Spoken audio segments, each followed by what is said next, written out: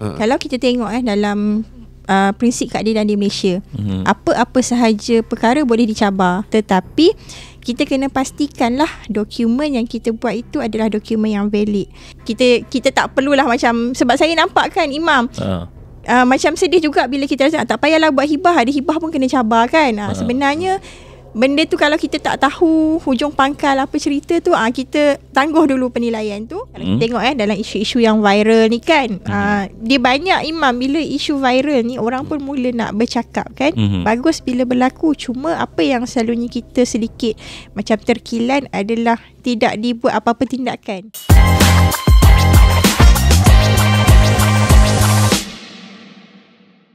Assalamualaikum warahmatullahi wabarakatuh. Alhamdulillah tuan-tuan dan puan-puan, bertemu lagi kita dalam sembang-sembang di Wakaf An-Nur. Okey. Sebelum ni kita dah pun menceritakan tentang ibadah kurban. Dan hari ni insya-Allah kita ada satu tajuk hot. Panas sangat tajuk sekarang ni, iaitu berkenaan hibah. Tapi sebelum itu, saya tidak keseorangan pada hari ini, yang mana kerusi di sebelah saya sentiasa mempunyai owner yang baru. Setiap kali ada satu episod baru, kita akan tukar satu lagi host yang baru. Bukan saya, di sebelah saya saja. Okey, jadi pada hari ini siapakah golongan siapakah gerangan tuan hamba ni? Kenalkan sikit diri. Okey, baik. Bismillahirrahmanirrahim. Assalamualaikum warahmatullahi wabarakatuh. Assalamualaikum. Rasa macam gugup pula. Sabar-sabar. Kita santai-santai je hari ni. Okey, nama saya Bak Izzadin. Bak Izzadin. Jadi panggil? Panggil Bak lah. Panggil Bak lah Okey. So, nak tahu juga, nak orang kata memperkenalkan diri tu dari sudut background tu, yang background yang melibatkan apa? Okey lah, macam ni lah. Sebenarnya tuan-tuan dan perempuan, saya dengan Bak ni kita kawan-kawan juga. Kita tak nak lah cerita pasal jawatan rasmi. Jawatan rasmi kita tapikan dulu. Okay. Tapi lebih pada untuk hari ni kita nak cerita tentang hibah lah. Okay. Sebab macam kau pun ada pengalaman kan uruskan hibah. Betul. Jadi tapi dia bukan panel tuan-tuan dan perempuan. Jangan anggap diri kau panel. Kau sabar. Okay. Tapi hari ni aku ada bawa seorang jemputan. Okay. Yang mana dia ni dulu memang sparring aku. Okay. Banyak episod. Aku pun tak ingat lah, lebih kurang dalam 10 ke 15 episod lah. Okay. Sparring dia. Okay. Jadi tuan-tuan dan perempuan, saya perkenalkan, iaitu yang paling saya hormati untuk dalam bidang hibah ni, Puan Nur Ashikin. Puan Nur Ashikin. Okey. Assalamualaikum Puan. Waalaikumsalam warahmatullahi wabarakatuh. Puan, kalau dapatlah kenalkan sikit diri Puan. Alright, baik. Bismillahirrahmanirrahim. Assalamualaikum warahmatullahi wabarakatuh. Terima kasih kepada Imam, sparring partner saya yang lama. Kita betul, kembali lagi dalam sesi. Kalau sebelum ni sesi live, kita kembali dalam sesi podcast. Alright, untuk makluman, saya adalah perunding pewarisan harta Islam di bawah Kausar Group. Di mana Kausar Group ni berada di bawah agensi corporate Wasiah Syok Berhad lah. So Wasiah Syok Berhad ini adalah sebuah syarikat amanah patuh syariah yang terbesar di Malaysia. Jadi kami ni sebenarnya dah 21 tahun beroperasi di Malaysia, dan saya sendiri dalam industri ni dah mencecah 9 tahun lah. 21 tahun Pak. Lama. Lebih-lebih kurang macam umur aku Pak. Muda lagi aku rupanya. 21 tahun tu Wasiah Syok lah. Betul. Wasiah Syok lah. Macam Puan sendiri dah duduk dalam Wasiah Syok selama 9 tahun. Betul, saya dah 9 tahun Alhamdulillah. Masih berada di sini. Kalau kata ada anak tu dah sekolah darjah 3. Betul. Betul. Orang kata memang Wasiah Shop ni trusted lah orang kata. Betul. Okey. Jadi Puan Syikin, saya panggil Puan Syikin lah ya. Ya, saya. Okey. Kita teruskan pada persoalan yang bermain di minda, iaitu kalaulah saya rasa puan pun perasan, dan tuan-tuan dan puan-puan pun perasan. Kau perasan tak? Perasan? Apa yang kau perasan? Aku perasan Buat nak ada depan. Okey, berkenaan kes hibah takaful yang viral baru-baru ni. Okay. Bila saya fahami apa proses yang berlaku, kita kadang rasa geram juga Pak. Sebab apa? Yelah macam kau kan, macam kau dengan aku lah. Kita sebagai suami, kita dah habis usaha dah ni untuk pasangan kita, sebab duit tu pun untuk anak-anak kita juga. Okay, faham. Tapi sampai masa bukanlah kita nak menidakkan adik-beradik yang lain, tidak. Tapi mungkin harta lain kita ada tinggalkan untuk adik-beradik, dan yang hibah yang kita buat tu untuk keluarga kita sendiri. Jadi Puan, boleh tak Puan kongsikan sikit pasal apa yang terjadi dengan kes hibah yang viral baru-baru ni? Okey, baik Imam. Alhamdulillah sebenarnya kes tu berlaku. Betul. Ada hikmahnya dalam masyarakat kita. Betul. Sebab bila kes ni berlaku, masa inilah orang mula membuka mata kan. Betul. Tentang hibah, baru orang cari apa tu hibah takaful, apa tu hibah harta kan. Sebenarnya tapi kita ni pula Imam, sebagai orang kata netizen, nurtizen, notizen apa ya kan. Jadi citizen semua tu, jadi kita kena tahan dulu kalau kita tidak mendengar di belah kedua-dua pihak, dan juga kalau kita tak dapat apa-apa bukti. Sebab tu masa saya sendiri dapat kes tersebut, ramai yang PM tanya kan, tapi kami tidak memberi ulasan selagi kita tak nampak perintah mahkamah, selagi kita tak dapat bukti-bukti tu, kita tak boleh nak cakap dulu, sebab kita tak tahu kan. Ada yang kata dah dapat pengesahan dekat mahkamah syariah, ada yang kata dah ditolak mahkamah tinggi. Tapi hari ni saya nak kongsikan kepada penonton-penonton Wakaf An-Nur, juga Imam dan juga Imam Bak kan, sebenarnya dia adalah proses pusaka yang biasa. Dia tidak ada pun kes hibah dicabar ni, sebenarnya tidak ada. Maksudnya? Dia sebenarnya adalah, kalau kita tengok kes ini, apabila seseorang tu meninggal, ada pusaka yang perlu diuruskan. Bermaksud, harta-harta di bawah nama si mati ni perlu diuruskan lah. Jadi dalam kes ini, selepas setahun lebih tidak diuruskan, maksudnya keluarga belah arwah suami ni mengambil tanggungjawab untuk membawa kes itu di mahkamah. Bawa ke Mahkamah Tinggi Sivil. Kenapa dibawa ke Mahkamah Tinggi Sivil tu? Pada hemat saya mungkin dia cepatlah berbanding dengan kalau kita tengok urus di pejabat pusaka kecil ni. Jadi bawa ke mahkamah memohon sebagai pentadbir. Dan dalam kes ini balu dia tidak bertindak lebih awal. Jadi mungkin bila family tu dah tengok urusan pusaka belum dibuat, jadi pihak keluarga ni dia ambil tanggungjawab untuk menguruskan. Cumanya isu yang berlaku adalah dalam penyenaraian harta ni, sebab kita tahu apabila berlaku kematian tu, kita tak boleh nak uruskan satu persatu harta. Kita kena uruskan semua sekali harta yang berada di bawah nama si mati. Jadi salah satu daripada harta yang dimasukkan ni termasuklah takaful yang dihibahkan. Sedangkan portion itu telah pun dibayarkan kepada balu lah. Kan. Jadi ada perintah kat situ. Jadi kalau kita tengok kes ini, memang dia ada dia panggil JID ataupun judgment in default kat situ. Jadi kes ni sebenarnya dia tidak akan menjadi presiden kes pun. Jadi kepada penonton di luar sana, janganlah kalau kita rasa macam kelam kabut, alamak buat hibah pun tak ada, macam tak ada apa-apalah kan. Sebenarnya kes ini tidak menjadi presiden kes pun, kes ni tidak dibicarakan pun. Dia hanyalah mendapat kepada pentadbir dulu. Jadi selepas ni kalau balu tu dia masih lagi berhak untuk mengekalkan duit yang ada tu. Cumanya belum dimohon lah. Jadi kalau balu rasa dia memang nak duit tersebut memang kekal tu, dia perlu mohon untuk dibicarakan. So ini yang kita nak membetulkan sebenarnya. Maksudnya kes yang asal dia macam mana saya nak cakap yang hibah takaful tu memang dah satu part lah. Betul. Jadi harta-harta yang lain satu part. Betul. Jadi sebabkan family nak tolong uruskan, dia gabungkan semua sekali. Betul. Dan dekat situ pula dia sebenarnya dia ada polisi AIA ada dua, satu insurans, satu takaful. Jadi dekat situlah yang kita nampak.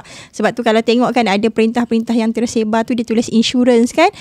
Sebenarnya kat situ sebenarnya melibatkan insurans yang lagi satu tu, tetapi disalah ertikan tu menyebabkan dia jadilah kepada kata hibah takaful dicabar ni semua. Sebenarnya ada polisi yang konvensional ke? Ada polisi yang konvensional. Kalau kita tengoklah daripada maklumat yang kita tengok tu, kita nampak kan, sebab kalau AIA public takaful ni dari AIA public takaful. Dan lagi satu adalah AIA Berhad tu kan.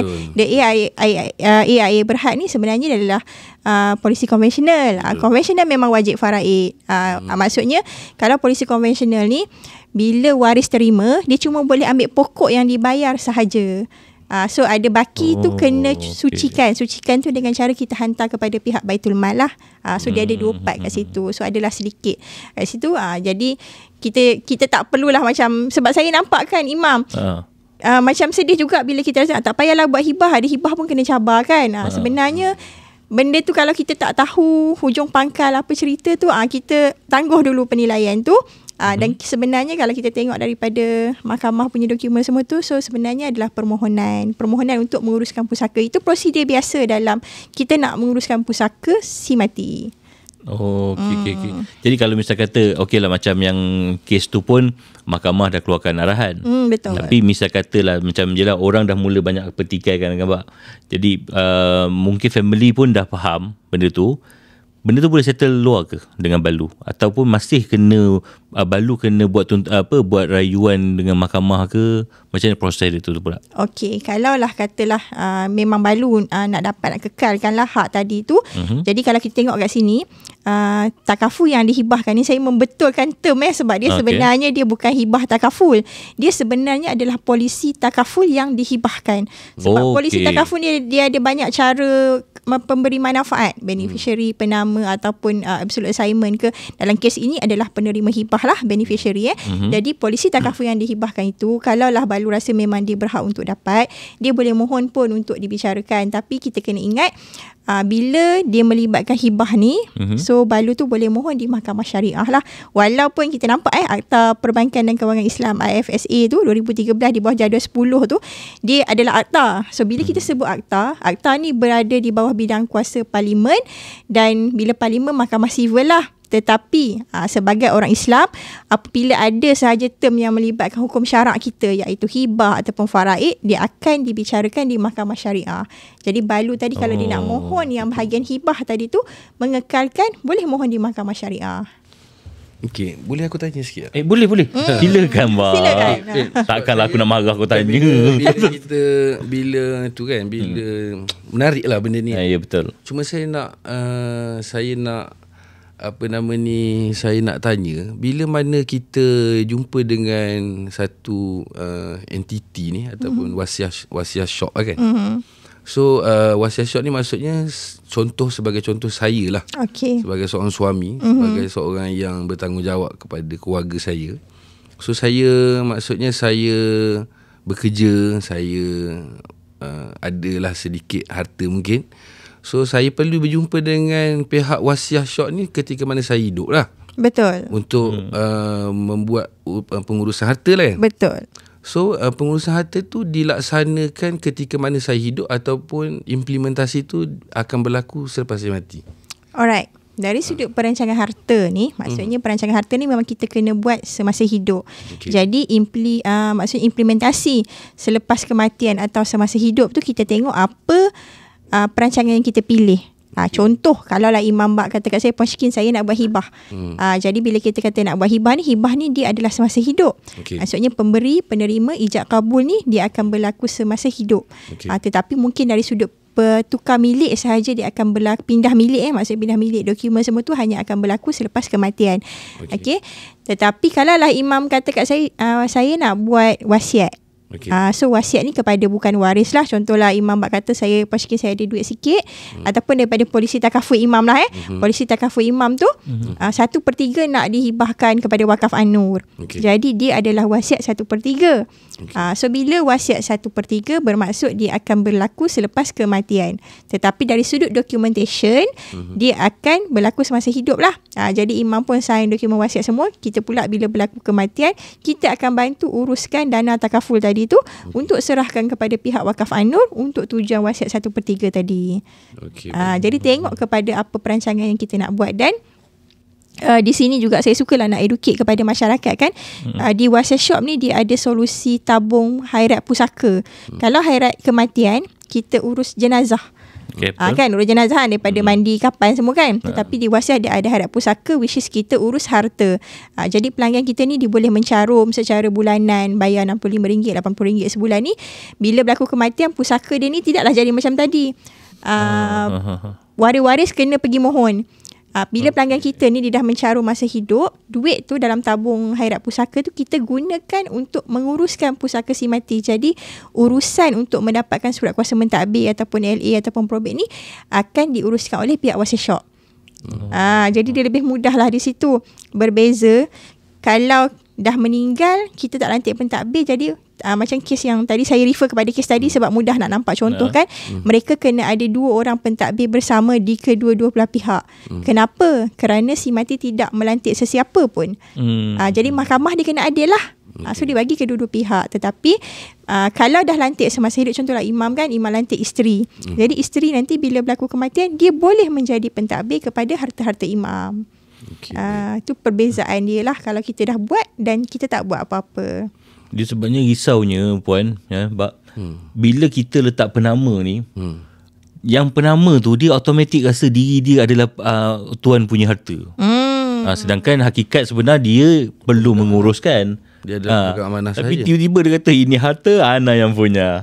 Itu pun nak kena educate pemahaman orang kita. Dia ada beza penama dan penerima, beneficiary. Kalau penama ni dalam, kita tengok sendiri dalam polisi takaful tu, dalam jadah tu ada nyatakan dia boleh letak penama. So apa tanggungjawab dan tugas penama? So penama bila dia menerima duit tersebut, dia wajib untuk menyelesaikan hutang-hutang si mati, dan kemudian dia perlu mengagihkan baki yang ada tu mengikut hukum faraid.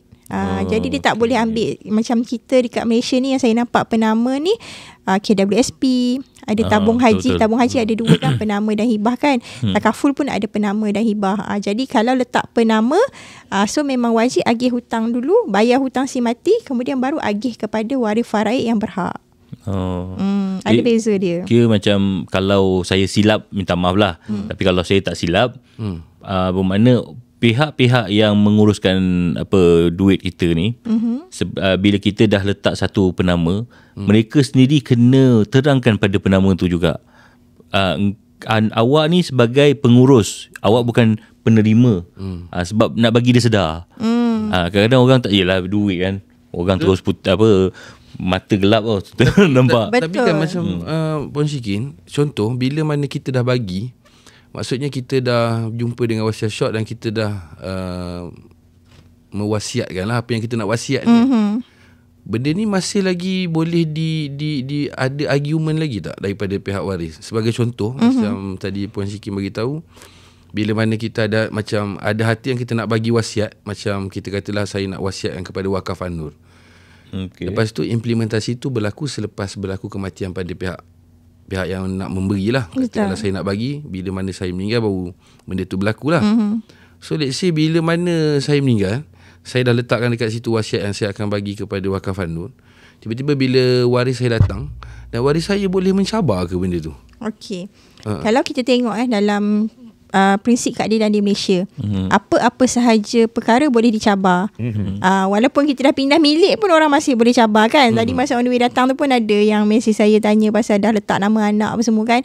Jadi kat sini kita tengok apa sahaja perkara boleh dicabar, tetapi kita kena pastikanlah dokumen yang kita buat itu adalah dokumen yang valid.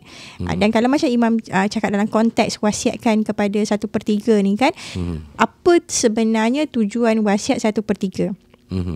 Tujuan wasiat 1/3 ni adalah menyambung amal jariah kita selepas daripada kematian. Sebab tu kenapa imam ada hasrat macam tu kan. Jadi waris-waris sebenarnya kalau dia tengok macam tu, dia kalau tak lebih 1/3 wasiat itu sebenarnya adalah sah. Jadi kalau kita bawa ke mahkamah syariah pun waris nak kontes, biarlah waris kontes. Kan waris kontes, tapi pihak mahkamah kalau dia tengok wasiat 1/3 tu memang tujuan untuk amal jariah dan hutang-hutang semua dah dilangsaikan guna harta-harta yang lain, tidak ada masalah. Dia maksimum lah. Dia maksimum lah. Tetapi kalau lah contoh imam kata saya wasiatkan keseluruhannya, yang itu waris boleh kontes sebab waris dia ada hak faraid dia pula 2/3 tu nanti. Jadi kita wasiatkan maksimum 1/3. Tapi boleh ke tidak bagi lebih? Boleh. Gunakan kaedah hibah, tak ada masalah. Kan contohlah macam ada klien saya, dia nak bagi 80,000 masa tu dia buat perancangan, 80,000 tunai kepada pusat pengajian Islam fakulti di sebuah universiti. Jadi dia nak maksudnya lebih lah daripada 1/3. Jadi dia tak gunakan wasiat 1/3, dia menggunakan kaedah hibah. Jadi jariah tu berpanjangan. Bila dia meninggal nanti, duit tu diinvest dalam fakulti pengajian Islam tu. Student-student boleh belajar untuk guna dia. Banyak tak? Dia tak ada anak, tetapi dia ada jariah dia dekat situ. Jadi sebenarnya kita tengok kena pastikan dokumen yang sah lah. Saya macam menarik benda ni. Cuma saya nak tahu dengan lebih detail, apa sebenarnya konsep yang terbaik Okey. Sebab kita ni Yelah kita bila kita hidup ni, kita nak bila kita hidup ni, kita nak bagi sepenuh orang kata apa ni, yang terbaik lah kepada anak-anak kita. Macam tu juga bila kita meninggal kan. Maksudnya bila kita dah meninggal, kita harapkan benda yang terbaik juga dia orang dapat. So antara solusi dia mungkin orang akan ambil hibah kan. Maksudnya waktu dia hidup, dia boleh bagi kepada family dia. Macam mana kata, kalau lah contoh dia boleh tanggung expenses monthly family kan, katalah expenses RM5,000, at the same time dia boleh juga benda tu akan berlaku walaupun berlaku kematian pada ketua keluarga kan. So saya nak tanya, contohnya apa sebenarnya konsep yang terbaik, sama ada konsep wasiat ataupun konsep hibah yang paling terbaik?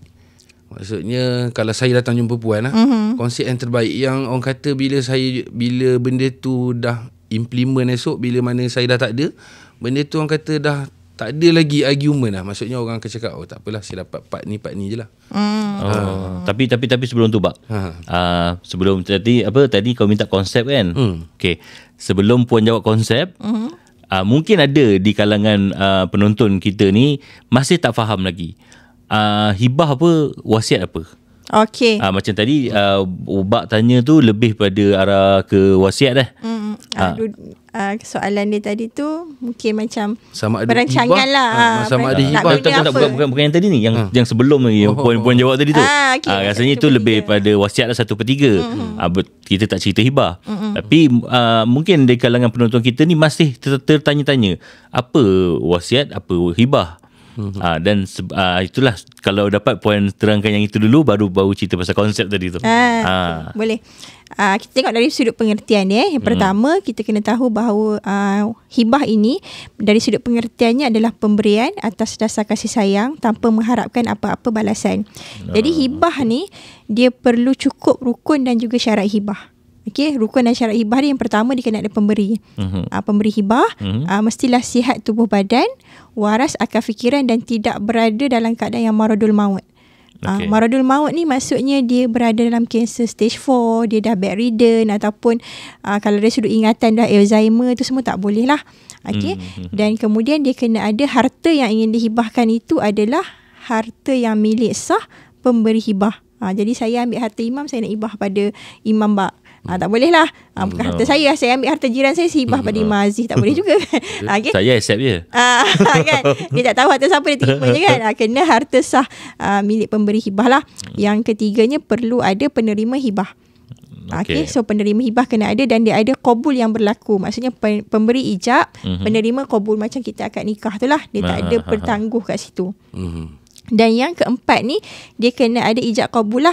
So ijab qabul ni maksudnya ada penerimaan tadi dan juga qobat. Qobat ni maksudnya macam bukti pemilikan harta. Contoh lah, saya hibah pada Imam Aziz, kereta saya contoh Amin Buat betul-betul tak ada masalah. Jadi bila saya serahkan, saya tak serah geran, tapi saya serah kunci imam. Saya hibah pada imam, ni kunci kereta, imam pakailah. Jadi itu adalah maksudnya qabat. Tapi mungkin juga boleh berlaku dalam bentuk kita serah geran ataupun menduduki. Contoh seorang ayah hibahkan kepada anak dia sebuah rumah, kau duduklah kat sini. Kan? Jadi dia menghibahkan. So itu dalam konsep hibah.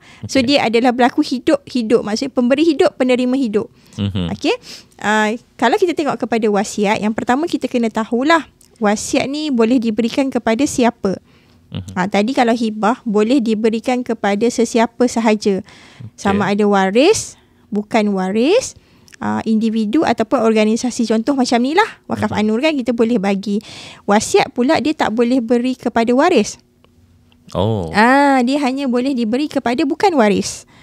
Okey, jadi bila bukan waris dan ada limit dia. Hibah tadi tak ada limit. Okey. Tapi bila wasiat, limit adalah sebanyak 1/3 daripada keseluruhan harta si mati. Kalau lebih, perlu minta kebenaran daripada waris. Itu yang tadi Imam Bak tanya, kalau waris cabar macam mana? Kalau cabar lebih daripada 1/3, dia memang boleh cabar lah, sebab dia ada hak faraid dalam wasiat tadi tu. Tetapi kalau kurang daripada 1/3, tidak ada masalah. Itu adalah sedikit perbezaan antara hibah dan juga wasiat. Alright, so tadi soalan Imam Bak adalah apakah solusi terbaik, nak buat hibah ke nak buat wasiat? Kalau tanya kepada saya, pertama kita kena tahu dulu apa harta kita. Maksudnya kita kena tahu dululah harta yang ada tu, dari sudut perancangannya apa yang kita boleh buat. Sebabnya kalau orang yang ada rumah dan tanah, perancangan dia berbeza. Kalau orang yang ada cash sahaja, perancangan dia berbeza. Dan kita juga kena tahu juga siapa yang kita nak bagi tu. Sebab kalau orang yang ada anak lebih 18 tahun, keperluan anak-anak ni dia tak sama dengan anak-anak yang bawah 18 tahun. Sebab anak-anak bawah 18 tahun ni dia jauh lagi perjalanan dia. Betul. Jadi ada banyak keperluan-keperluan dekat situ. Dan kita juga kena tahu hasrat kita. Hasrat kita nak bagi tu macam mana. Dan kemudian yang keempat ni kita tengok juga dari sudut waris lah. Okay, jadi sebab apa kita kena tengok daripada sudut waris tu? Sebab ada orang waris faraid dia tak kritikal. Contohlah ada panggilan saya, mak ayah tak ada, ada anak lelaki seorang je. Jadi kalau meninggal kalau orang Perlis lah kan, saya orang utara kan, jadi dia kata orang Perlis ni dia kata waris terpacak lah. Jadi dari satu sudut tu perancangan dia mungkin kurang berbanding kalau orang yang tak ada anak, orang yang ada anak di bawah 18 tahun dan juga orang yang ada anak perempuan sahaja. Sebab bila kita kata anak perempuan sahaja ni, dia melibatkan pula waris ni adik-beradik. Jadi ramai di situ. Dan orang ada anak angkat pun dia berbeza. Anak angkat bukan waris. Jadi kat situ kita tengok kepada keperluan-keperluan yang ada. Okay. Kalau itu kita tengok maksud dari sudut umur ataupun usia waris lah. Okay, saya suka nak bawa benda-benda yang ada ni.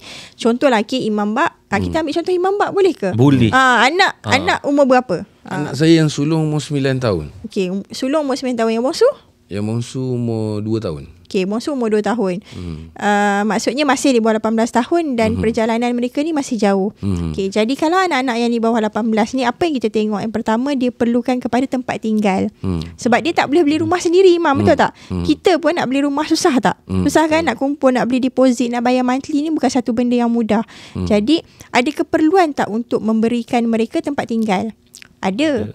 Jadi kalau tanya kepada saya, kalau Imam ada rumah, ada tanah, boleh hibahkan kepada mereka. Sebab kalau ditakdirkan berlaku kematian, mereka ni masih kecil, sekurang-kurangnya mereka ada tempat tinggal untuk duduk. Okey, itu yang pertama dari sudut tempat tinggal. Dan kalau kita belajar dari sudut financial planning itu sendiri, Islamic financial planning, tempat tinggal ni berada di paling atas sekali, iaitu dia daruriyat. Harta daruriyat kan, harta daruriyat. Jadi harta daruriyat ini ada satu keperluan untuk kita buat perancangan dulu. Berbanding dengan harta tahsiniat ataupun hajiat lah, sama ada keperluan ataupun kemewahan. So yang rumah ni daruriyat dulu. Okey, sebelum Puan teruskan. Tadi Puan ada bercerita tentang bila kita nak bagi, maksud dia melibatkan umur kematangan kan? Betul. Okey, so kalau kata hibah tu kita nak hibahkan kepada anak, let's say berlaku kematian sebelum umur 18 tahun ya. So hibah tu berlaku ataupun tidak? Ataupun hibah tu akan berlaku selepas umur dia 18 tahun, macam mana? Okey. Macam tu. Untuk anak-anak yang berada di bawah 18 tahun, kita akan hibahkan melalui dia punya pemegang amanah.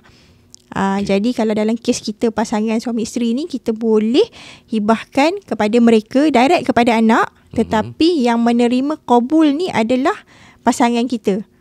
Okay. Sebagai penerima qabul lah. Jadi dekat sini, contohlah andailah ditakdirkan berlaku kematian serentak, anak-anak kita tu nama mereka tetap dimasukkan nama dalam geran.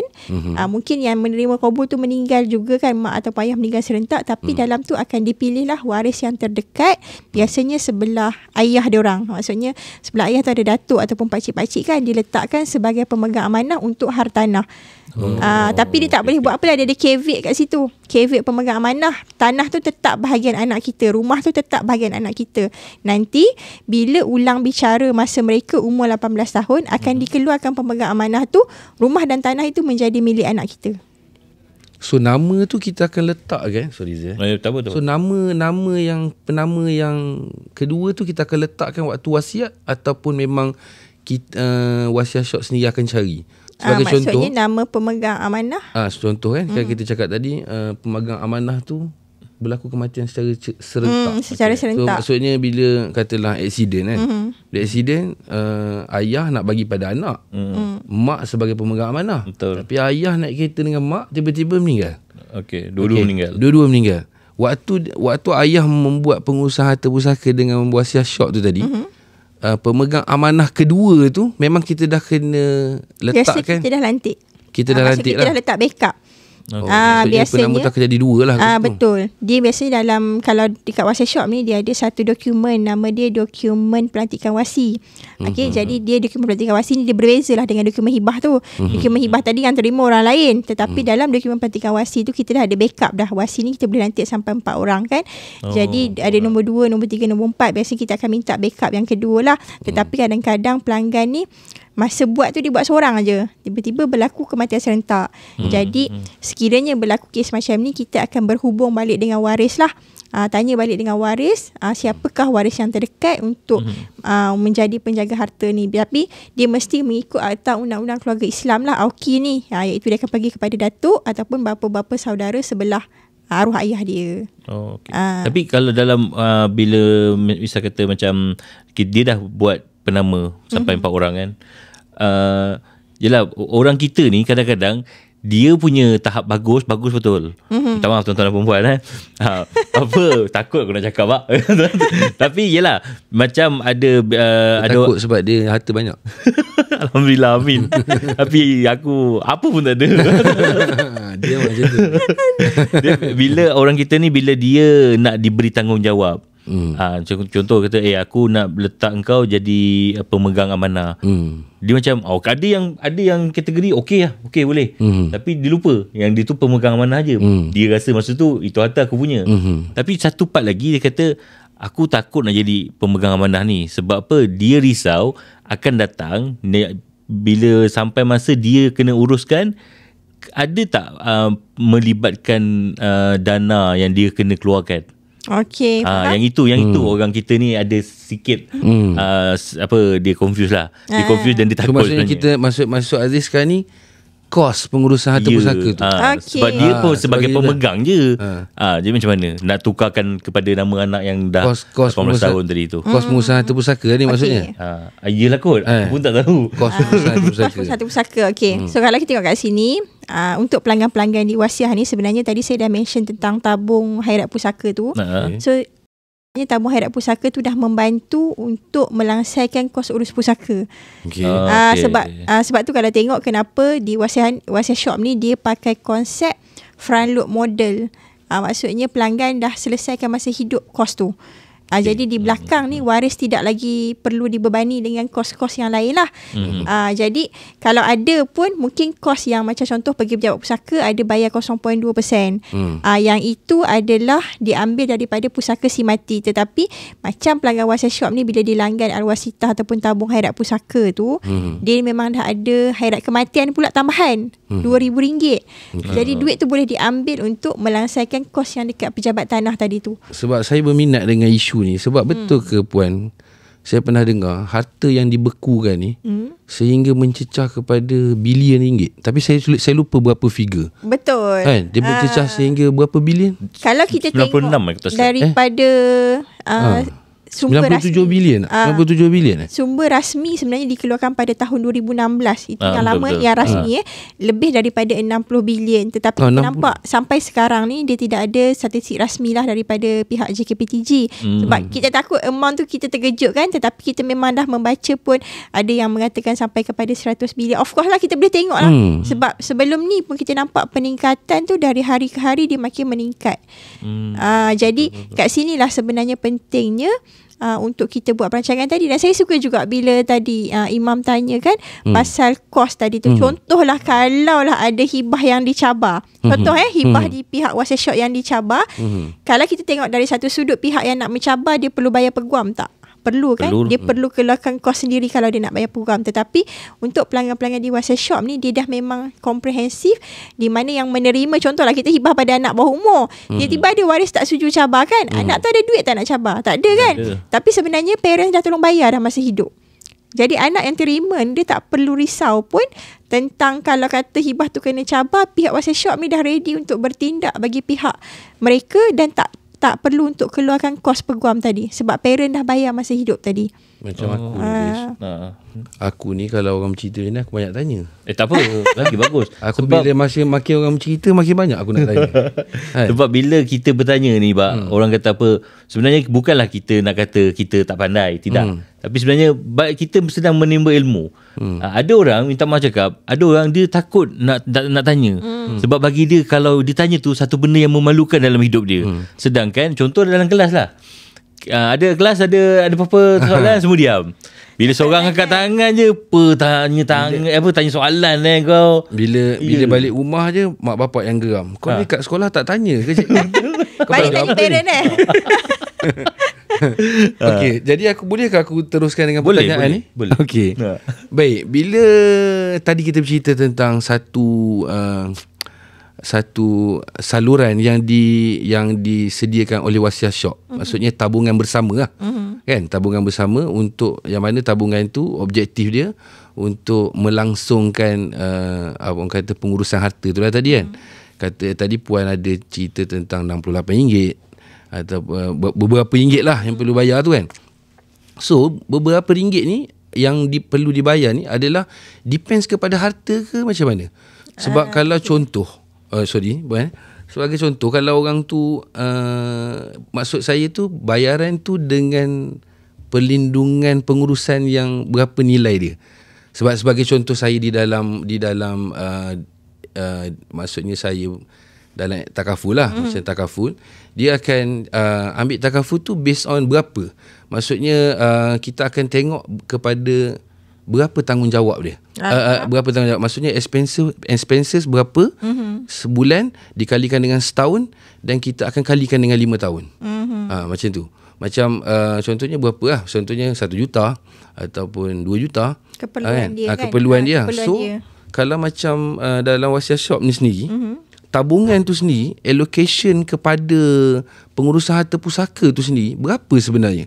Sebab kalau kata dia depends kepada berapa banyak harta, maksudnya banyak. Kalau contoh orang tu dia datang dengan Wasiat Shop, dia ada harta dia berkatalah 10 juta. Okay. So memadai ke dengan dia bayar RM68 dan dengan RM68 ataupun beberapa ringgit yang dia bayar tu berapa perlindungan untuk pengusaha harta pusaka tu tadi?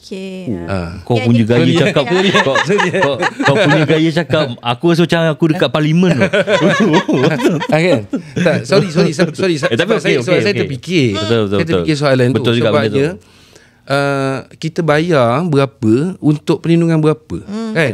Betul. Tiba-tiba orang tu datang dengan harta 20 juta. Memadai ke dia bayar RM80 betul juga, betul. Kan? Betul. Takkan Wasiat Shop nak keluar kan? Sebab saya mengikut kepada apa yang saya belajar, kalau saya tersilap lah, nak bayar kepada lawyer je dah berapa persen. Betul. Nak bayar pada ni dah berapa persen kan? So berapa sebenarnya yang exactly yang patut ada? Okey. Bagus soalan tu sebab dia ada cut off. Sekarang ni kalau kita tengok cut off di pejabat pusaka kecil 5 juta. Cut off di Mahkamah Tinggi Sivil dia unlimited lah. Dia bermula, Mahkamah Tinggi Sivil ni bermula RM50,000 unlimited. Okay, so kalau di Wasiat sendiri pun dia ada cut off dia, di mana yang bayar RM65 ataupun RM80 ni harta sampai 5 juta. Maksudnya selagi mana harta pelanggan tu tak lebih 5 juta, dia boleh bayar je RM65 tu sebulan. Okay. 80 tu untuk mereka yang umur 46 tahun ke atas lah. Yang bawah 45 tahun ni dia bayar RM65 sebulan. Jadi kalau mereka yang ada harta lebih 5 juta, 5 hingga 10 juta, dia bayar dalam 185 macam tu, 185 dan 195, tak sampai 200 lah. Okay. Dia boleh cover sampai 10 juta. Tapi kalau lebih, ada orang Melayu Islam kita ni kaya-kaya ada yang lebih. So kalau yang lebih macam mana? Yang lebih dia boleh buat peruntukan. Maksudnya pertama, kalau bawah 60, umur 60 tu memang dia bayar yang monthly tu lah. So kalau tak cukup, dia boleh put aside dalam dia punya tabung haji dia ataupun dia punya ASB dia. Takaful pun boleh dan juga unit trust. Jadi ada portion dia tu, berapa yang tak cukup tu letak kat situ siap-siap. Nanti bila kita nak uruskan dana yang dah carum tu ada, kita jalan dulu kerja. Lepas tu nanti ambil daripada peruntukan tu untuk dia bayar lah, waris dia bayar kepada kita.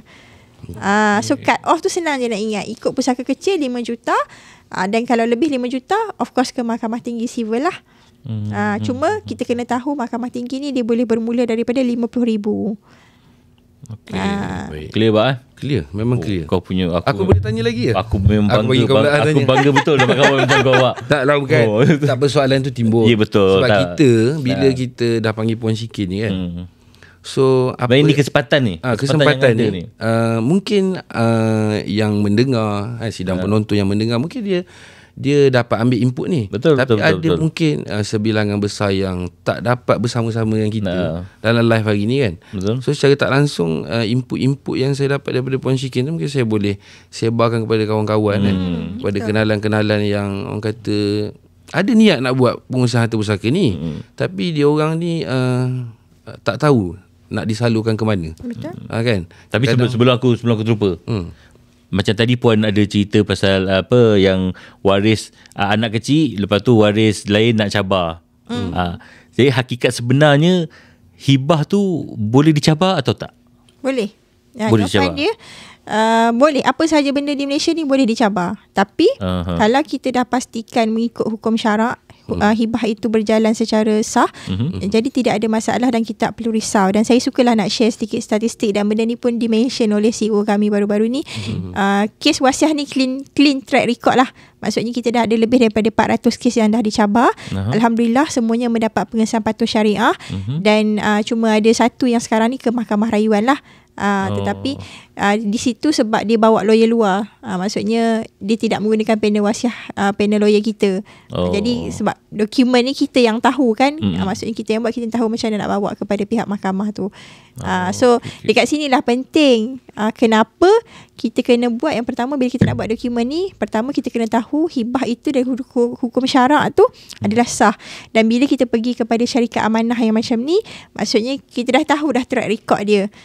Kan track record dia, maksudnya macam mana dia buat hibah tersebut. So itu benda sangat penting sebab kita ni nak meninggalkan kepada kita punya legacy. Kita kalau boleh nak orang kata peace of mind, betul tak? Kan kalau jadi apa-apa pada kita, anak-anak kita selamat. So itu benda yang penting lah. Jadi kalau contoh lah, saya suka saya kalau macam kadang-kadang kita rasa macam benda tu mungkin kita kena keluarkan kos yang lebih tinggi sikit, tetapi daripada sudut pelaksanaan tu kita lega.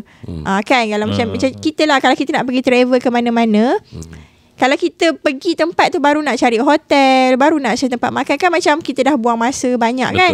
Tapi kalau kita kat sini, kita tahu dah 6 bulan lagi nak pergi umrah katakan.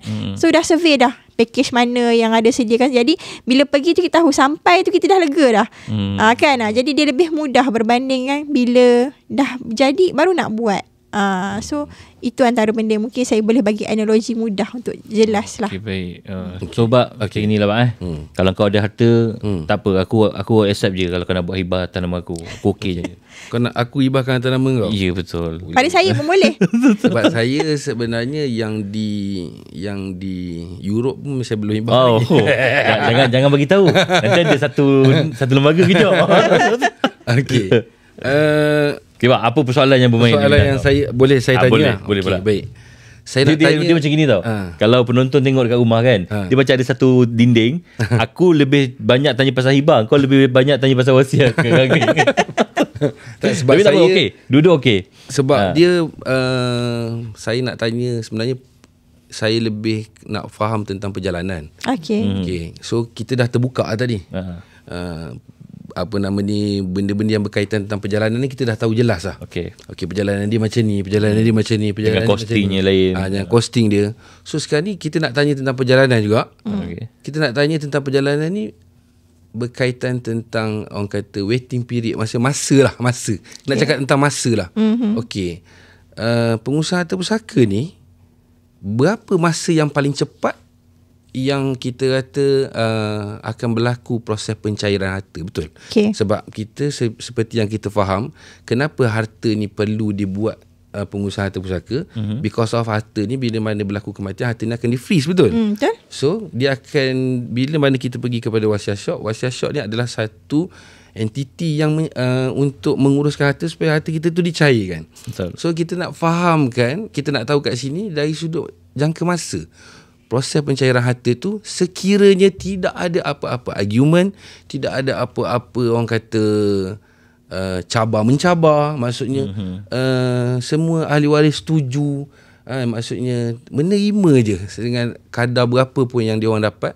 So berapa sebenarnya dalam tempoh masa yang paling cepat? Okey. Tempoh masa yang untuk menguruskan pusaka ni, pertama kita kena tengok dua side.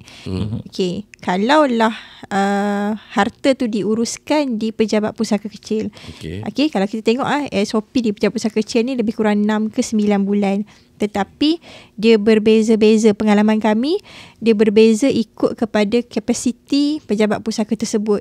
Contoh PJ dia mungkin lebih efisien daripada Gombak. Contohlah ni saya bagi contoh.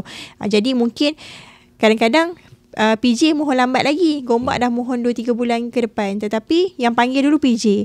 Jadi contohnya macam itulah. Tetapi dia biasanya lebih kurang tempoh setahun.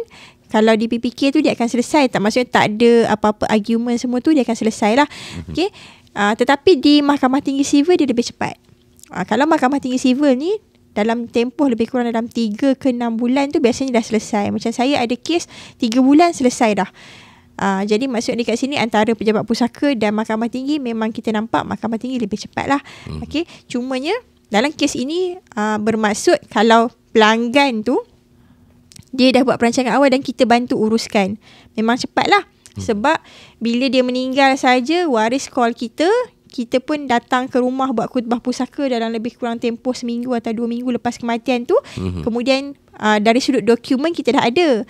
Jadi kita cuma minta tambahan apa-apa lagi kan. Jadi permohonan tu diuruskan oleh pihak wasiah. So dia cepat lah. Tetapi kalau macam contoh yang tak buat apa-apa macam kes tadi kan, lepas setahun waris baru nak mohon. Lepas setahun waris nak mohon tu sebenarnya kita boleh kira sebagai cepat. Tetapi statistik menunjukkan bahawa kebanyakan waris hanya memulakan proses pusaka selepas tahun ke-20 kematian. Jadi sebenarnya bila Puan bagi tahu mengenai tentang pusaka kecil dan juga Mahkamah Sivil, sebenarnya bila Puan kata Mahkamah Sivil lebih cepat daripada pusaka pejabat kecil. Pusaka kecil. Kan? Sebab betul ke kalau pengurusan harta pusaka ni dia 3, Mahkamah Tinggi, Pejabat Amanah Raya, pusaka kecil, betul? Amanah Raya mana dia? betul. Amanah Raya bawah 600,000 harta alih sahaja. Okey, baik. Tapi sekarang ada tambahan. So sekarang maksudnya agama pun ada tambahan jugalah.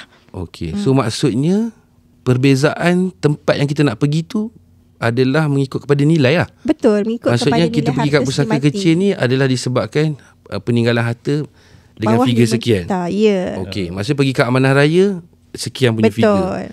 Maknanya pergi kat sivil sekian punya figure. Betul. So dia tak boleh sewenang-wenangnya kata Mahkamah Sivil tu lebih cepat, dia kena pergi kepada Mahkamah Sivil. So kalau tak mencapai kepada figure tu, dia tak boleh pergilah kepada Mahkamah Sivil macam tu. Okey. Saya jelaskan sikit kat situ. Okay. Kalau Mahkamah Sivil ni dia boleh bermula daripada 50,000. Okey, dia 50,000. Maksud dia unlimited lah, 50,000 sampai bawah 50,000 tak boleh pergi Mahkamah Sivil. Kalau kata Amanah Raya bawah 600,000, tapi boleh juga kes-kes pusaka kecil dan besar ni dimohon di Amanah Raya. Tapi Amanah Raya still akan balik semula kepada Mahkamah Sivil dan juga pejabat pusaka juga. Okey. Sebab bidang kuasa tu ada kat situ. Jadi ada juga kes-kes contoh yang macam klien saya sebelum ni nak cepat lah. Maksud waris-waris ni ada duit. Jadi walaupun harta masa tu cut off di pejabat pusaka kecil bawah 2 juta, waris ni tak nak mohon di pejabat pusaka sebab diorang tahu dah sedikit lambat kan. Jadi diorang kata tak apalah, kami bayar lebih. Tapi dia bayar lebih lah. Sebab kita pergi Mahkamah Tinggi Sivil, kita kena ingat kita gunakan peguam. So of course bila kita gunakan keperkaraan mereka, kita pun kena bayar lah kepada mereka. Okey. Sebelum Puan pergi lebih teliti lagi tu, berapa sebenarnya kos di Mahkamah Sivil? Mungkin puan-puan di live boleh dengar secara detail yang sedang menonton. Sebab kita nak tahu berkaitan tentang kos ni. Sebab kos ni ramai adalah allocation yang mesti disediakan oleh waris. So kita nak tahu kalau kata bila buat di Mahkamah Sivil, kos dia akan lebih tinggi sebab menggunakan lawyer. Betul. So berapa sebenarnya kita katakan, nak kata exactly tu, tak boleh lah kita nak kata exactly kan. Terus maksudnya kita katakan amount yang orang kata logik lah. Okey, logik punya amount lah. Dalam akta probate dan pentadbiran tu ada dinyatakan mana-mana service provider, sama ada peguam probate ataupun syarikat-syarikat amanah macam kami ni, boleh mengenakan charge kepada pelanggan untuk uruskan pusaka si mati sehingga 5% daripada nilai harta si mati. Maksudnya maksimum cap tu 5%. 5%. So kalau kata 1 juta, 1 juta 5% 50,000. masuk 50,000 lah. Betul. Okey. Tuan-tuan di live kena ingat kalau 1 juta you mesti allocation minimum 50,000. Okey, 50,000 ni maksudnya 50,000 kalau kata ada harta dia akan ikut 5% ni dia akan fix kepada 5% ataupun bila amount tu lagi besar dia akan kecil daripada 5% tu akan turun. Dia sebenarnya the cap tu adalah 5%. Okay. Tapi ada sesetengah juga yang mungkin macam wasiat sendiri pun dia tak sampai 5% tu. Kadang-kadang peguam-peguam pun yang kita jumpa, kita tanya kan, kadang-kadang dia mungkin akan ambil dalam 2%, 3%. Tetapi kita kena ingatlah dia adalah percentage direct kepada nilai harta tadi. Belum lagi termasuk miscellaneous fee kalau ada, maksud macam transportation. Yes, itu semua kos cetakan dokumen kan. So jadi benda-benda tu semua akan diambil kira lah. Cuma dalam akta disebutkan tu maksud dia tak boleh melebihi daripada 5%. Tapi dia tidaklah ada penjelasan 5% tu dia boleh buat stagger. Maksudnya 5%, 4%, 3%, 2% pun boleh juga. Kan. Itu semua bergantung kepada professional fee masing-masing lah. Sebab kita kena ingat juga program-program ni mereka buat kerja dan mereka pun sendiri ada tahap senior mereka sendiri. Betul tak? Kan? Maksudnya tahap dia akan dibayar berdasarkan pengalaman dia orang. Betul. Kan? Kalau kata pengalaman dia orang lebih lama, so mungkin kos dia akan lebih tinggi lah untuk bayar tu. So dekat sini bila mana Puan Shikin dah terangkan ni, saya ada nampak sedikit apa yang kau nampak tu? Sedikit kesimpulan yang saya nampak lah daripada apa yang saya faham. Apa yang saya faham kat sini mungkin engkau Aziz ataupun Puan mungkin setuju, mungkin tak setujulah. Tapi adakah wajar kalau kita katakan bahawa ada chemistry ataupun ada di antara hibah takaful dan juga hibah harta ni dia saling membantu. Kalau kita katakan hibah takaful adalah hibah yang diwujudkan pada tahun 2014 di bawah Islamic Financial Act yang mengatakan apabila kita buat hibah dan kita beri kepada penama beneficiaries dan ianya tidak boleh dicabar dan dia adalah terkeluar daripada pengurusan harta pusaka. So that bila mana benda ni diimplement, so berlaku hibah ni tadi daripada contoh, sebagai contoh tuan-tuan di live, sebagai contoh katalah tuan-tuan di live ada harta yang bernilai 5 juta whatsoever kan, mudah-mudahan lah dengan rezeki tuan-tuan kan 5 juta ataupun 10 juta, mudah-mudahan itu harta tuan-tuan. So kalau tuan-tuan buat hibah, kita katalah hibah tu dia buat 20%. 20% daripada nilai yang harta dia. Kata dia ada 10 juta, 20% dia buat 2 juta.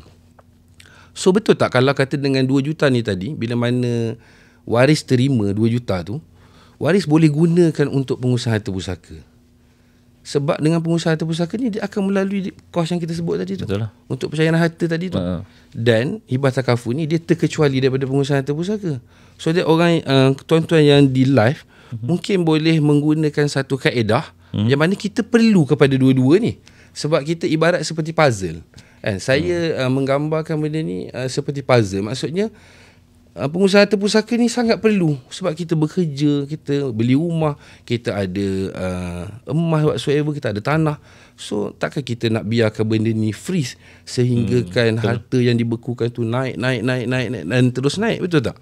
So apa kita punya solusi kita adalah kita mencairkan harta kita tu dengan kaedah kita ambil hibah takaful tadi tu untuk membantu untuk pengusaha harta pusaka ni. So pengusaha harta pusaka pun akan berjalan dengan lebih lancar. Itu saya nampak lah. Adakah betul Puan Shikin apa yang saya nyatakan ni? Okey. Ada betulnya dekat situ. Cuma kita kena ingat bila kita menggunakan hibah takaful sahaja untuk tujuan allocation tu tak ada masalah. Okay, maksud kita allocate tu tak ada masalah. Tetapi kita kena ingat perlu ada orang yang mentadbir. Ya, maksudnya kena dia akan buat dua-dua lah. Pengusaha harta pusaka dari sudut wasiat syok dia perlu buat. Maksudnya orang di live dia kena tahu pengusaha harta pusaka melalui wasiat syok ni perlu buat. Maksud perlu pergi kepada wasiat syok. Tapi kita nak cakap kat sini dari sudut backup plan untuk kos pengurusan tu tadi. Maksudnya untuk kos pengurusan maksudnya kalaulah kata macam tak cukup lah maksudnya contohlah kalau dengan pengurusan ni dia tak cukup, so boleh top up. Okey, itu boleh ditambah lah. Cumanya kalau kan tanya kepada saya, tengok kepada harta dia tadi tu, kalau dah mencukupi, actually hibah takaful tu dia lebih berfungsi untuk yang pertama penyelesaian hutang dia, yang keduanya adalah untuk kelangsungan hidup anak-anak. Betul. Sebab kalau kita tengok kan, hari ni anak-anak kita ni kita boleh kira dah. Contoh lah, saya ambil kira sendiri. Kadang-kadang saya kira kan, kalau lah suami saya tak ada, berapa diperlukan untuk membesarkan 5 orang anak saya ni. 3 juta ke atas diperlukan. Sebab berapa orang nak membesar, nak masuk universiti, kita kena plan macam tu, betul tak? Kalau orang buat financial planning, kita kena kira macam tu kan. Jadi maksudnya kita tengok dekat situ. So memang kita dah kena standby dah. Tak cukup kalau kita kata ambil 300,000, 500,000, memang confirm tak cukup kan. Jadi sebab tu kenapa saya lebih suka separate kan. Sebab tadi dekat urusan pusaka tu, dia dah ada tabung khairat pusaka tadi tu. So dia dah cukup dah untuk langsaikan, sebab dia dah cover sampai 5 juta kan. So dah cukup untuk langsaikan urusan pusaka. Tetapi hibah takaful tadi tu, dia berfungsi untuk penyelesaian hutang. Sebab kalau kadang-kadang setengah orang dia rasa macam dia just ambil hibah takaful saja tanpa buat apa-apa di sudut pancangan harta. Jadi dia akan menyebabkan nanti ada duit ada, tapi yang nak mengurus tak ada. Dan kita kena ingat ada satu, yang ni yang kita kena tahulah, bila kita beri kepada seseorang beneficiary ni untuk hibah takaful ni, itu hak dia. Jadi bila kata hak dia, dia dapat. Kalau dia nak buat ke dia tak nak buat, itu adalah hak dia. Jadi itu ada sedikit risiko kat situ. Kecuali nanti kita pergi kepada absolute assignment, dia akan ada lebih detail lah. Cuma buat masa ni saya tak sentuh lagi buat absolute assignment ni, sebab kita belum boleh laksanakan. Tapi once boleh laksanakan tu, ada satu solusi yang saya boleh kongsikan kepada pensyarum-pensyarum takaful di luar sana. Sangat bagus, di mana duit tu akan kekal lama. Macam sekarang ni kita nampak macam kes yang berlaku ni kan, bila balu dah ada kat dia, so duit hak dia lah. Orang lain tak boleh kacau lah. Walaupun kalau dia kata perintah mahkamah tak nak pulangkan pun, nak buat macam mana, sebab duit dah masuk akaun dia, betul tak? Kan? So dan kadang-kadang ada juga isu yang kita nampak. Kalau tanya kepada orang perempuan, dia kata nak letak siapa kalau penerima hibah takaful? Letak anak, betul tak? Dia takkan letak tapi sebenarnya ada tak risiko letak anak? Ada. Anak kecil tiba-tiba nanti meninggal pergi amanah raya, betul tak? Langsung duit tak boleh pakai. Kena tunggu anak lebih 18 kan. Jadi ada risiko-risiko kat situ. So seeloknya saya nak educate juga penonton ni, kepada isteri-isteri, jangan risau. Letaklah suami tu sebagai penerima hibah tu kalau anak bawah 18. Jangan nanti kami tak boleh nanti tak boleh pula kan nak keluarkan duit tu, sayang kan.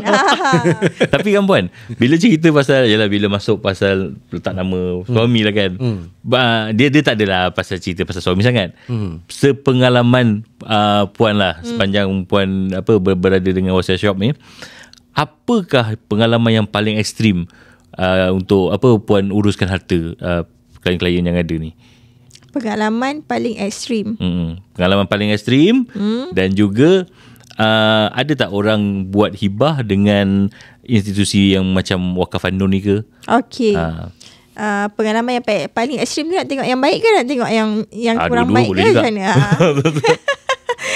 Okey, saya suka ambil contoh kalau sebelum ni saya suka kongsikan. Kadang-kadang kita nampak orang ada anak lelaki ni macam dia tak kritikal. Kan, until lah berlaku sesuatu baru kita perasan. Okay, saya suka nak ambil contoh macam kes yang pernah viral sebelum, dan kes saya sendiri, di mana arwah ada anak lelaki sahaja. Kalau kita tengok dari sudut faraid tu, ada mak ayah, ada anak lelaki dan ada isteri lah. Okay, jadi kita nampak macam anak lelaki saja kot, takkan ada masalah kan. Tetapi apa yang berlaku tu adalah ketika berlaku kematian, mak ni Alzheimer, ayah ni bedridden. Jadi bila dalam keadaan macam tu, mereka tak boleh buat keputusan untuk melepaskan hak kepada anak-anak. Jadi siapa akan buat keputusan? Adik-beradik. So bila adik-beradik buat keputusan, ketika inilah yang jadi isu, di mana diambil rumah, tanah. Jadi yang tinggal kat balu apa? Tinggal kat balu hanyalah tunai, kemudian ada kereta. Kereta tu pun lepas dilangsaikan hutang, sebenarnya masih ada bahagian faraid yang diminta oleh pihak keluarga untuk dibayar lah. Jadi kat sini kita nampak risiko sebenarnya kalau kita ada mak ayah, kalau kita tak buat perancangan. Sebab kita tak tahu masa berlaku kematian mak ayah kita tu keadaan macam mana. So jadi sebab apa? Bila dalam keadaan macam tu, adik-beradik mulalah bertindak. Sampaikan saya ingat kes tu, lepas kami habis bicara, pihak pegawai pusaka telefon. Masa tu hari cuti, hari merdeka, kami ingat lagi kes di Johor lah. So dia telefon, betul ke puan, tanya kepada Balu. Sebabnya Balu pun dia malas nak bergaduh dengan adik-beradik ipar dia ni. Dia tak apalah, dia kata dia pun boleh survive sendiri. Dan dia melepaskan aja hak yang mereka nak ni.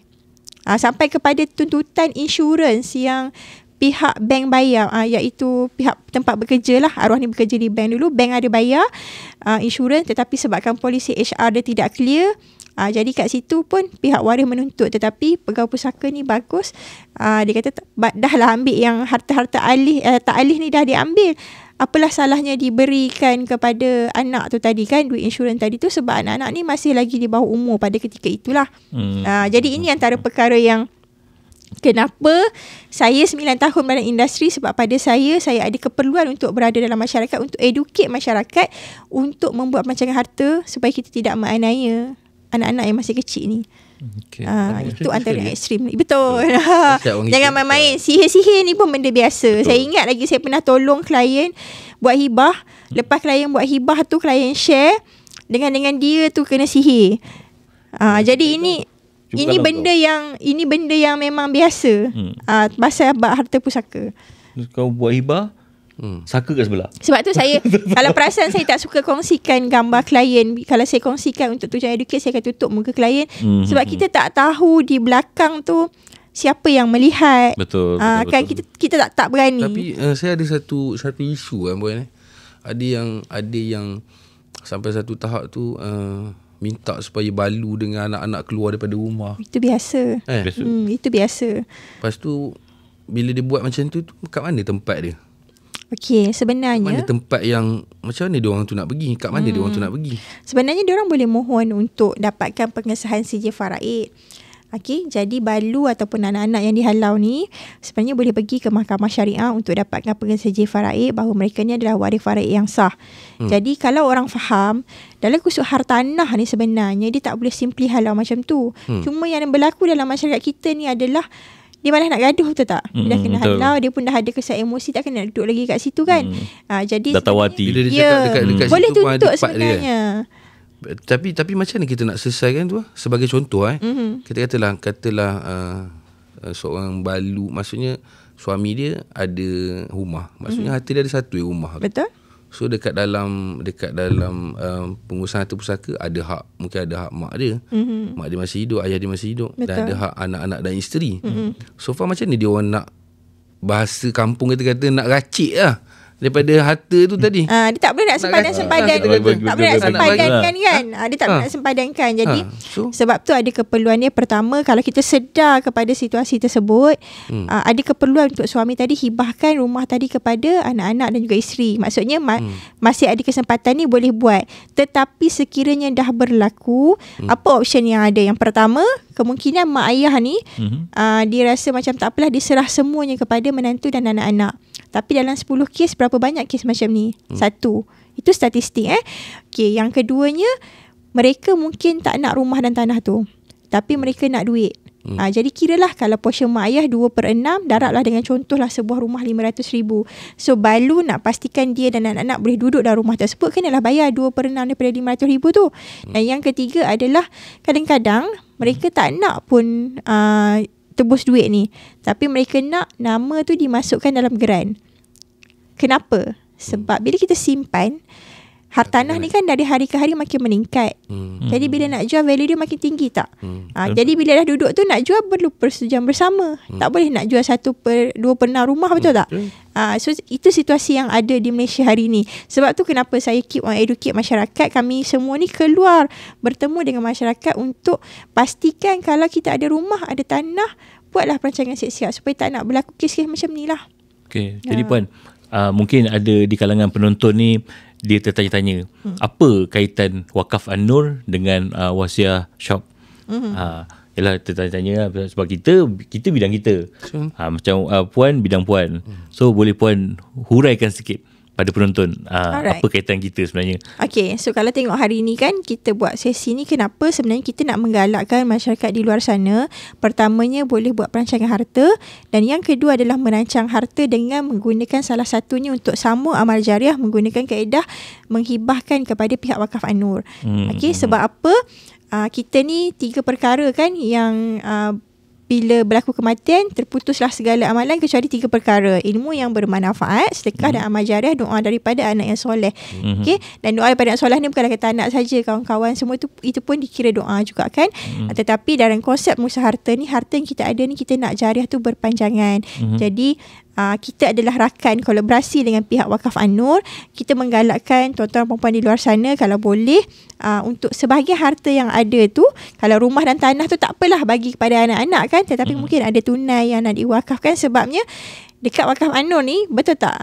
Kalau salah mohon betulkan lah kan.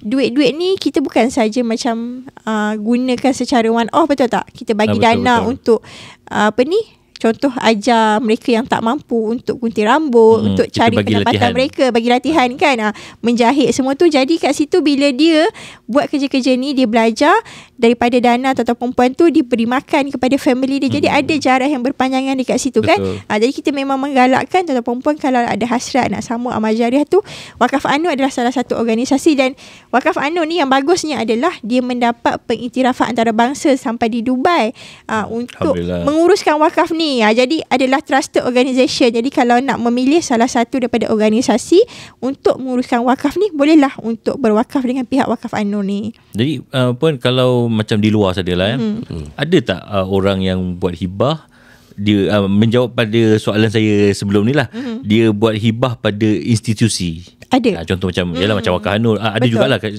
luar. Sebab hibah ni tadi dia boleh diberikan kepada sama ada waris, bukan waris, individu ataupun organisasi. Jadi bila salah satunya adalah organisasi macam Wakaf An-Nur ni lah, macam ada juga yang bagi kepada universiti semua tu pun ada. So kalau nak buat contohlah, kalau dengan kita ni boleh ada 2 option lah Imam. Sama ada kalau nak buat wasiat 1/3 kita terima untuk aset alih dengan nak beri kepada Wakaf An-Nur, ataupun kalau nak bagi lebih pun kita boleh gunakan kaedah hibah. So tengok kepada hasrat pemilik harta tadi. Hebat Wakaf An-Nur ni. Alhamdulillah, hebatlah. Tak, sebenarnya Wakaf An-Nur ni, dia sebenarnya objektif Wakaf An-Nur ni sebenarnya dia salurkan ke mana sebenarnya, Aziz? Engkau pun tanya aku juga. Taklah, bukan. Okay lah. Serba sedikit lah yang aku boleh sharekan pada tuan-tuan dan perempuannya. Ni secara secara ringkas. Mungkin tuan-tuan dan perempuan tertanya-tanya. Aku ni buat wakaf, wakaf dengan Wakaf An-Nur. Jadi duit tu ke mana? Okey. Duit tuan-tuan dan perempuan akan kami laburkan. Kami laburkan, dan setiap kali dividen kita dapat tahunan, kita dah allocatekan. Ada sebahagian kita laburkan semula. Ada sebahagian lagi kita ambil dan kita sebarkan manfaat dia. Contoh di Wakaf An-Nur kita uruskan, sebelum ni kita uruskan 6 buah masjid. Dan sekarang kita dah masuk masjid yang ke-7. Dah ada 7 masjid dah, InsyaAllah. Kita cuba rangka kerja untuk buat ke masjid yang ke-8 pula. Kod-kod lah kalau ada rezeki kan. Jadi gaji imam dan Bilal dibayar oleh Wakaf An-Nur. Yang 7 masjid ni lah. Lepas tu kita ada bagi produk tali pancing. Kita bagi satu benda untuk seorang asnaf, dan mereka kena usaha sendiri. Kita tak nak buat macam kita bagi one off pada orang, kita bagi je. Sebab minta maaf cakap, sekarang pun ada isu yang mana asnaf marah bila bantuan yang dia dapat sebelum ni tak sama. Sebab macam seolah-olah kita dah jadi, kita manjakan dia. Kita tak nak jadi macam tu. Betul. Kita dah dalam masa sama, engkau susah, kita bagi bantuan dan kau kena usaha sikit untuk meneruskan kehidupan kau yang seterusnya. Macam itulah, kita tak nak just kat situ je. Tak nak kau terus. Banyaklah sebenarnya. Banyak. Ada kita ada buat gunting rambut. Lepas tu untuk ibu-ibu tunggal, kita ada bagi latihan menjahit. Bila mereka dah pandai, dah boleh jalan sendiri, bukalah produk sendiri. Tapi kita akan pantau. Tak adalah kita lepaskan, tidak. Macam klinik wakaf itu pun sama. Paling best ubat-ubat nurse dengan doktor daripada KPJ. Kalau tak silap aku lah untuk rawatan sekarang RM10. RM10? RM10 je dapat kalau ubat. Kalau pergi klinik kat luar, Tu aku tak pasti. Tapi jangan lagi kat luar mungkin pergi 78 poin. Betul, sebab kita ubat daripada KPJ. Okay. Maksudnya ubat tu select ubat yang terpilih lah. Ya, betul. Dan memang dikawal rapi oleh doktor-doktor tu. Okay. Jadi berkaitan dengan tajuk kita hari ni tentang hibah yang dicabar ni, tuan-tuan dan puan-puan, kita di peringkat Wakaf An-Nur ada satu produk namanya Hibah Lil Wakaf. Jadi tuan-tuan yang berada di luar sana mungkin banyak sangat harta. Jangan risau, jangan pening-pening, bolehlah buat hibah kepada Wakaf An-Nur. Hibah Lil Wakaf tu maksudnya bila kita buat tu akan disalurkan kepada yang kau cakap tadi tu lah. Ya, betul. Jadi yang saya faham lah puan ya, hibah akan diuruskan dengan Wasiah Shop. Contoh RM100. Contoh RM100. Jadi nanti lepas kematian orang tu barulah kita dapat hibahnya. Betul, kita akan serah pada pihak Wakaf An-Nur. Dan 30% akan diberi kepada Wakaf An-Nur untuk disebarkan manfaat hibah tersebut. Itu yang dipanggil Hibah Lil Wakaf. Kita dah buat hibah, dalam masa sama kita nak sambung untuk pahala kita, jariah kita kat sana, kita wakaf pula. Masya-Allah. Macam gitu. Jadi tuan-tuan dan puan-puan, jangan risau. Kita ada pelepasan cukai untuk orang yang buat hibah dengan Wakaf An-Nur ini. Cuma aku nak ada sikit lah aku pelik. Okey, apa ni? Sebab kita dalam aircon tu aku nampak kau berpeluh. Ya, bak. Aku pun pelik, bak. Sebab aku tak tahulah. Aku mungkin bukan makhluk. Aku tak berpeluh ni dengan bantal. Tapi aku tengok kau macam aku special sikit lah.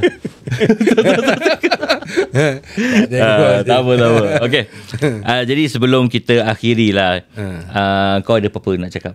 Yang nak ditambahkan ke? Sebab aku bangga betul hari ni. Sebab nampak betul bijak kau. Tak, bukan. Aku tanya sebab soalan tu aku tak tahu. Ya, betul. Yalah, betul. Kita tak tahu, kita nak tanya. Betul. Malu bertanya? Sesat jalan lah. Ya, betul. Jadi puan, ada apa yang nak disampaikan pada penonton? Alright, jadi kita dah sampai kepada kesimpulan ni. Kalau kita tengok dalam isu-isu yang viral ni kan, dia banyak Imam, bila isu viral ni orang pun mula nak bercakap kan. Bagus bila berlaku, cuma apa yang selalunya kita sedikit macam terkilan adalah tidak dibuat apa-apa tindakan. Maksudnya netizen ni kan, dia suka bercakap sahaja, tetapi dia tidak mengambil tindakan untuk diri mereka sendiri. Sampai kadang-kadang dia bercakap tu, tetapi untuk anak-anak ni tak dia buat apa-apa. Jadi saya sukalah nak sampaikan kepada tuan-tuan dan perempuan, kita ambil pengajaran daripada kes-kes yang dah berlaku. Jadi ambillah tindakan. Sebab apa? Tindakan ni sangat penting. Sebab kalau kita tidak menzahirkan kasih sayang itu melalui tindakan, dia tidak akan membawa apa-apa makna. Betul. Sebab tu tagline kami di kawasan ni adalah rancang kerana sayang. Kita buat perancangan tu sebab kita sayang. Jadi jangan kita kata sayang. Kita kadang-kadang sanggup untuk keluarkan beratus ribu bagi bercuti sana sini kan, tetapi buat perancangan harta ni kita rasa macam kita ambil, kita tak tahu kan, macam tak buat apa-apa langsung. Sedangkan kematian tu mungkin dekat keliling kita ni pun dah ada duduk keliling kan, duduk panggil bila nak sampai balik kan. So jadi itu antara benda-benda kita kena ingat lah. Macam semalam kan, sebelum nak fly ke sini tu, baru beberapa minit sebelum terbang tu dapat berita yang Air India tu kan, saya macam time kita naik bas pun ada accident, time kita naik kapal terbang pun ada accident. Jadi orang kata macam kematian tu dia memanggil-manggil kita kan. Jadi seeloknya kita buatlah perancangan sementara masih ada masa, supaya kita waris-waris kita ni ditinggalkan dalam keadaan yang tenang. So itu pesan saya kepada penonton-penonton Hibah Lil Wakaf. Okey, baik. Tuan-tuan dan puan-puan, alhamdulillah. Best sebenarnya bercerita tentang pengurusan harta ni. Banyak benda yang kita tak tahu, dan alhamdulillah kita dapat tahu. Dan pada kali ini, sesi sembang-sembang podcast di Wakaf An-Nur, kita menceritakan tentang hibah yang dicabar, dan juga ada sebahagiannya tentang wasiat. Jadi mudah-mudahan sedikit sebanyak perkongsian pada hari ini dalam podcast sembang-sembang di Wakaf An-Nur ini dapat membuka jalan dan minda tuan-tuan dan perempuan di luar sana berkenaan pengurusan harta mengikut cara Islam. Okey. Jadi saya di sembang-sembang Wakaf An-Nur ni ingin mengucapkan ribuan terima kasih kepada Puan Syikin. Alhamdulillah. Memang cukup lama kami sparring sebelum ini dan alhamdulillah ada kesempatan dan kesudian untuk hadir di studio kami. Terima kasih jemput juga. Alhamdulillah. Dapat Tapi untuk tahun kembali. 2025 ni first time kan? Betul. Lama betul tak jumpa Puan Syikin ni. Jadi tuan-tuan dan puan-puan, InsyaAllah kita akan bertemu lagi pada sesi yang akan datang dengan tajuk yang lebih menarik. Dan sekiranya kalau tuan-tuan dan puan-puan ada persoalan ataupun mungkin ada idea nak buat tajuk apa, bolehlah tulis di ruangan komen di bawah.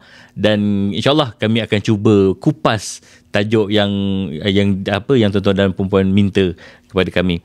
Jadi satu mutiara kata yang saya ingin sampaikan pada hari ini iaitu berilah sedekah. Kerana sedekah itu ibarat sungai yang mengalir. Kamu hanya akan terus memperoleh manfaat dari air bersihnya. Ingat, kekayaan sejati seseorang adalah kebaikan yang dilakukannya di atas dunia ini. Panjang betul Jadilah manusia yang bijak. Harimau mati meninggalkan belang, manusia mati meninggalkan hibah dan wakaf. Sekian daripada kami semua. Assalamualaikum warahmatullahi wabarakatuh.